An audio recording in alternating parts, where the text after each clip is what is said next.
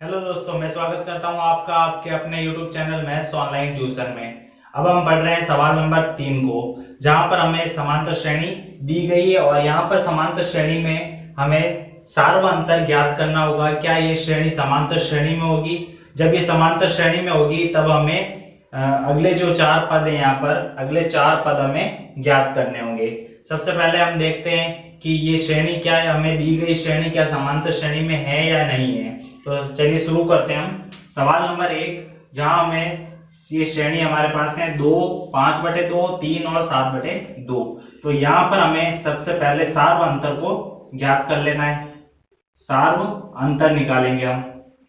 सबसे पहले a2 minus a1 यहाँ पर चेक कर लेते हैं। दो क्रमागत जो संख्याएं हैं उनके बीच का अंतर हमें निकालना है। यहाँ पर 5/2 में से अगर a2 माइनस a1 करेंगे यहाँ पर, तो यहाँ पर हमें 5/2 में से माइनस करना होगा 2 को।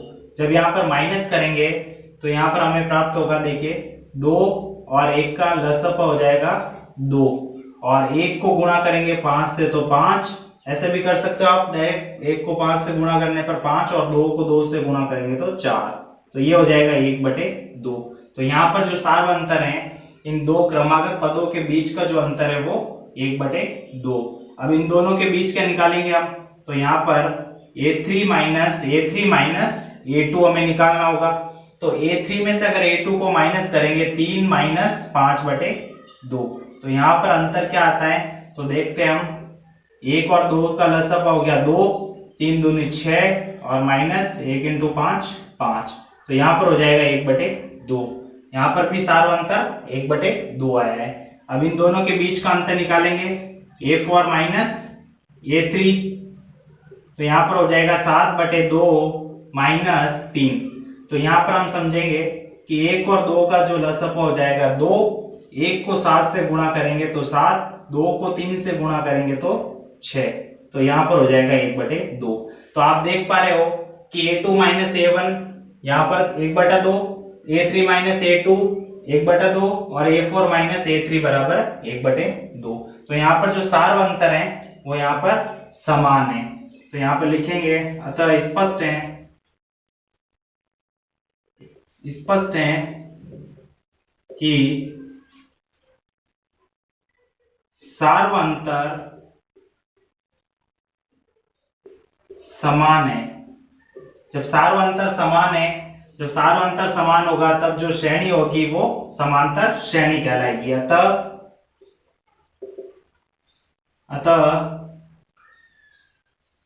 समांतर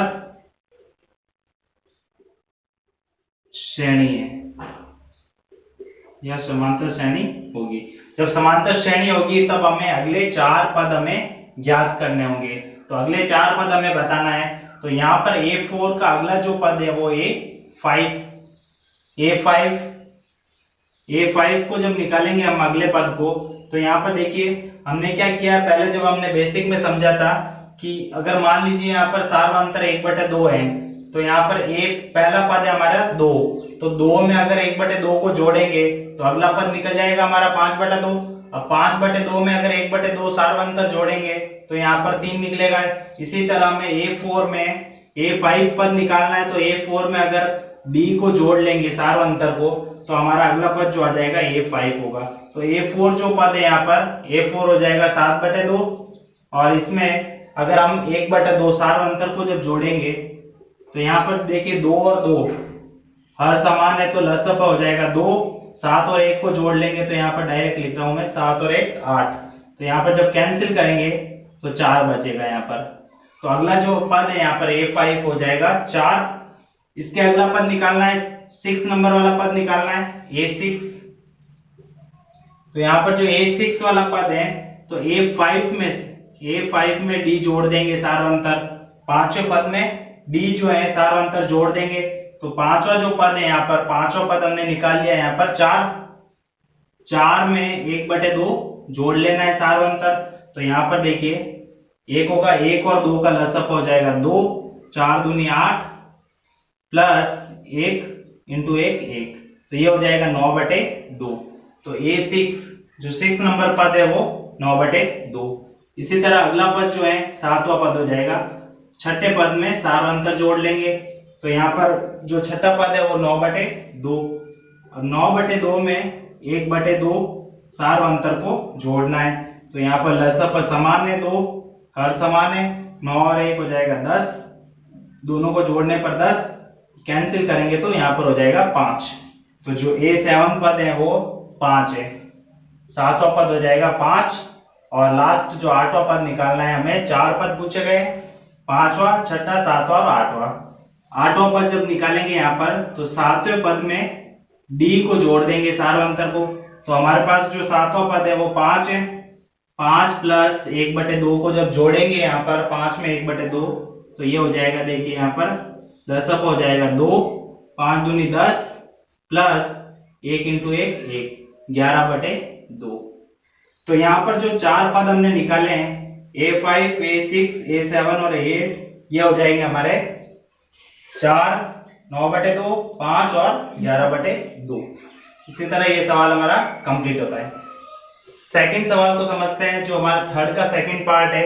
यहाँ पर हमें सबसे पहले डिफरेंस को निकालना है। सबसे पहले आपको देखना है कि ये श्रेणी, देखिए क्या ये समांतर श्रेणी होगी, तो हमें देखना है कि -1/2, यहाँ पर अगला जो पद है वो भी -1/2, यहाँ पर भी -1/2 और -1/2। तो यहाँ पर चारों ही पद देखिए यहाँ पर समान है, तो यहाँ पर D का जो मान हो जाएगा, D क्या हो जाएगा, सार्वंतर यहाँ पर समान हो जाएगा, चाहे आप A2 A1 करेंगे तब भी यहाँ पर मान क्या हो जाएगा, 0 हो जाएगा, -1/2।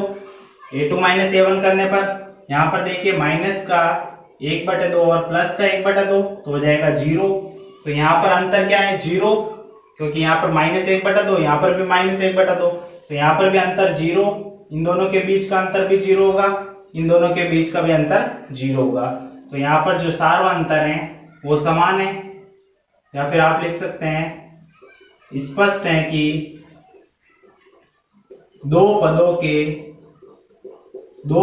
के बीच अंतर समान है, b बराबर 0, अतः श्रेणी समांतर श्रेणी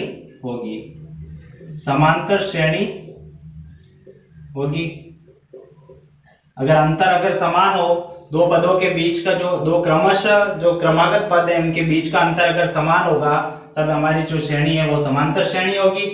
अतः हमें अगले जो 4 पद है वो हमें ज्ञात कर लेने। तो हमें अगला जो पद है A5, 5वां पद, छठा पद, 7वां और 8वां पद हमें ज्ञात कर लेना है। तो 5वां जो पद होगा वो हो जाएगा, चौथे पद में अगर जोड़ देंगे हम D का मान, D यानी सार्वंतर जोड़ देंगे, जो पहले वाला पद है इसमें सार्वंतर जोड़ लेंगे तो हमारे पास अगला पद निकल जाएगा। तो चौथा पद है हमारे पास -1/2 और सार्वंतर हमारे पास 0 है, 0 जोड़ेंगे तो ये -1/2 ही होगा यहाँ पर। तो 5वां पद क्या होगा, -1/2, छठा पद हो जाएगा, 5वें पद में सार्वंतर जोड़ लेंगे तो 5वां पद है हमारे पास -1/2 और यहाँ पर 0 हो जाएगा D, तो यहाँ पर भी -1/2। तो इसमें क्या होगा, 5वां पद भी 1/2, -1/2, छठा भी -1/2, इसी तरह 7वां पद भी जो हो जाएगा वो भी -1/2 और 8वां पद भी हो जाएगा -1/2, क्योंकि यहाँ पर सार्वंतर तो 0 है। जब सार्वंतर 0 है तब जोड़ेंगे, 0 जब जोड़ेंगे किसी संख्या में तो वही संख्या हमारे पास आएगी वापस। अब हम समझते हैं सवाल नंबर थर्ड। सवाल नंबर जो थर्ड है आपके पास, ये हमारे पास श्रेणी दी गई है a² a की घात 3 a की घात 4, और इसी तरह में अगले जो 4 पद है वो हमें ज्ञात कर लेने। सबसे पहले तो हमें ये देखना होगा कि क्या सार्वंतर यहाँ पर समान है या नहीं, तो D का मान हमें ज्ञात करना होगा। सार्वंतर हो जाएगा D, और D का मान ज्ञात कर लेंगे। सबसे पहले इन दो क्रमागत संख्याओं के बीच का अंतर निकालते हैं, A2 A1। तो यहाँ पर अगर A2 A1 निकालेंगे तो ये हो जाएगा A² A। तो यहां से देखिए आप नीचे लिखेंगे इसको, A² और A, यहाँ पर एक कॉमन आ जाएगा बाहर, तो यहाँ पर A 2 था तो 1 बच जाएगा, यहाँ पर A माइनस A तो बाहर आ गया कॉमन तो बचा 1, तो यहाँ पर बन जाएगा A ब्रैकेट A -1। अब दूसरा जो सारा अंतर निकालेंगे इन दोनों के बीच A3 माइनस A2। जब A3 माइनस A2 निकालेंगे तो A की घात 3 माइनस A की घात 2। तो यहाँ पर जो सार अंतर है वो A की घात देखिए यहाँ पर 3 है, यहाँ पर 2 है।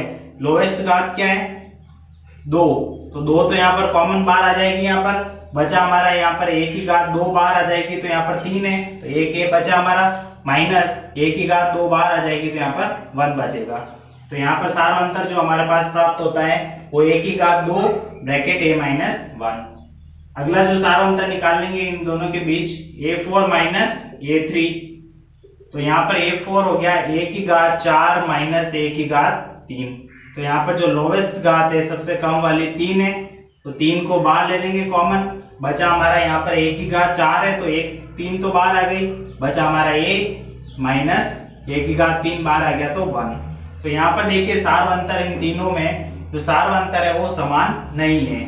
यहाँ पर देखिए A माइनस 1 है, यहाँ पर A की घात 2 है और A माइनस 1, यहाँ पर A की घात 3 और A माइनस 1। अतः स्पष्ट है, यहाँ पर लिखेंगे हम, तो स्पष्ट है कि दो पदों के बीच अंतर समान नहीं है। जब अंतर समान नहीं होगा तो वो श्रेणी जो है वो समांतर श्रेणी नहीं कहलाएगी। अतः श्रेणी समांतर श्रेणी नहीं होगी, श्रेणी जो है वो समांतर श्रेणी नहीं होगी। जब अंतर अगर समान हो, सार्वंतर हमारा अगर समान होगा श्रेणी का, तो यहाँ पर हमारी श्रेणी जो है वो समांतर श्रेणी कहलाएगी। लेकिन यहाँ पर देखिए आप, यहाँ पर श्रेणी जो है वो समांतर श्रेणी में नहीं है क्योंकि सार्वंतर समान नहीं है। अब यहाँ जब सॉल्व करेंगे यहाँ पर सबसे पहले आप √3 का जो रूट होगा वो √3 ही होगा। अब 6 का जो रूट निकालेंगे हम, 6 का वर्गमूल, यहाँ पर हम 6 के गुणनखंड कर देंगे। तो यहाँ पर 2 से भाग देंगे तो 3 और 3 से भाग देंगे 3 एकम 3, तो 2 इंटू 3। इसको हम √6 को ऐसे लिख सकते हैं √2 इंटू 3। तो यहाँ पर हम दोनों को अलग अलग भी लिख सकते हैं, यहाँ पर √2 इंटू √3। तो यहाँ पर इसको लिख देंगे √2 इंटू √3। 9 का जो वर्गमूल होगा वो तो हो जाएगा यहाँ पर 3, और 12 के भी हम गुणनखंड कर लेंगे। तो यहाँ पर 2 छंग 12, 2 तिया 6 और 3 एकम 3, तो 2 बार तो 2 हो जाएगा यहाँ पर √2 इंटू 3। तो यहाँ पर 2 का वर्ग से हमारा स्क्वायर, यहाँ पर वर्गमूल कैंसिल हो जाएगा, तो यहाँ पर 2 ही बचेगा इंटू √3। तो यहाँ पर हम √12 को लिख सकते हैं 2√3। तो यहाँ पर हमने इस तरह से हमने लिखना है कि 6 का वर्गमूल हमने निकालना है, फैक्टर कर लेना है यहाँ पर गुणनखंड, और √2 इंटू √3, और 12 के जो वर्गमूल होगा वो 2 इंटू √3 हो जाएगा। अब यहाँ पर हमें चेक करना है A2 माइनस A1। सबसे पहले सार्वंतर निकालना होगा A2 माइनस A1। तो इन दोनों के बीच का अंतर, तो यहाँ पर देखिए √2 इंटू √3 माइनस करेंगे √3। तो यहाँ से देखिए आप इन दोनों ही पदों में से √3 तो आ जाएगा बाहर कॉमन, बचा हमारा यहाँ से √2, यहाँ पर कुछ नहीं बचा, √3 तो बाहर आ गया तो बचा हमारा 1 बचा है। तो यहाँ पर सार अंतर हो जाएगा √3 ब्रैकेट √2 माइनस 1। अब इन दोनों के बीच का अंतर हम निकालेंगे। यहाँ पर A3 माइनस A2, तो A3 हमारा 3 माइनस √2 इंटू √3। अब इस 3 को हम लिख सकते हैं, 3 बराबर लिख सकते हैं √3 इंटू √3। जब √3 को √3 से गुणा करेंगे तो हमारा 3 ही आएगा यहाँ पर, तो इसको ऐसे लिख देंगे √3 इंटू √3 माइनस √2 इंटू √3। अब यहाँ से देखिए √3 कैंसिल, यहाँ पर √3 और √3 कॉमन आ जाएगा बाहर, तो बचा हमारा एक √3 यहाँ पर, माइनस यहाँ से जो बचा हमारा √2 बचा। तो यहाँ पर जो सार्वंतर होगा वो √3 ब्रैकेट √3 माइनस √2। अगला जो हम निकालेंगे A4 माइनस A3 के बीच का अंतर, A4 माइनस A3, ये हो जाएगा हमारा 2 √3 2√3 माइनस 3, अब 3 को हम ऐसे लिख रहे हैं √3 इंटू √3। तो यहां से √3 तो एक तो कॉमन आ जाएगा बाहर, तो बचा हमारा यहाँ पर 2 माइनस 1√3 बचेगा, 1√3 बाहर आ जाएगा तो 1√3 बचा। अब यहाँ पर देखिए आप सार्वअंतर, क्या यहाँ पर सार्वअंतर समान है? तो हम देखेंगे कि यहाँ पर देखिए सार्वअंतर समान नहीं है। यहाँ पर सार्वअंतर जब समान नहीं है तो अतः ये श्रेणी क्या है? समांतर श्रेणी नहीं है। सार्वअंतर समान नहीं है, अतः जो हमारी श्रेणी है समांतर श्रेणी नहीं होगी, समांतर श्रेणी नहीं होगी, क्योंकि अगर सार्वअंतर समान नहीं होगा तो श्रेणी जो है वो समांतर श्रेणी में नहीं होगी।